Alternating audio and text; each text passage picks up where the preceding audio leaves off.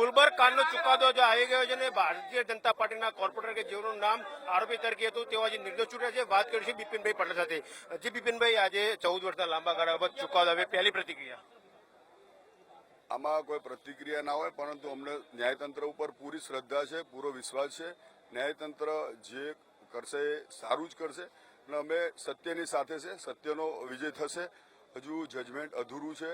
હજુ 6 તારીખે કોર્ટ આગળ શું જજમેન્ટ આપે છે અને કોર્ટ ઉપર અમને સંપૂર્ણ શ્રદ્ધા છે અને ન્યાયતંત્ર ઉપર વિશ્વાસ છે કે જે કરશે ન્યાયની હિતમાં કરશે. તમારી સાથે બીજા ઘણા આરોપીઓ, તમારા કેટલાકને 302 હેઠળ પણ સજા થઈ છે. કઈ રીતે જો શકો ઘટનાક્રમને? ન્યાયાલયની બાબત છે, આ બાબતમાં હું કોઈ ટિપ્પણી કરવા માંગતો નથી, પણ ફરી કહું છું કે અમને ન્યાયતંત્ર ઉપર સંપૂર્ણ શ્રદ્ધા છે. કેવા રહ્યા 14 વર્ષ?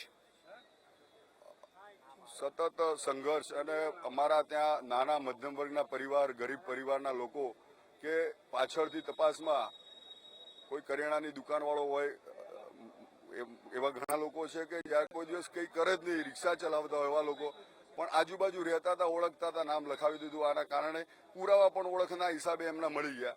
એના હિસાબે પણ છતાં અમને ન્યાયતંત્ર ઉપર સંપૂર્ણ ભરોસો છે. જે થશે એ સારું થશે. હવે કેવી અપેક્ષા રાખો છો હવે પછીની? તો આ હતા બિપિન પટેલ કે જેનું કહેવું છે કે આ 14 વર્ષ ખૂબ જ સંકટ ભર્યા છે. કેમેરામેન મનીષ વર્મા સાથે ગૌરવ પટેલ, સંદેશ ન્યૂઝ, અમદાવાદ.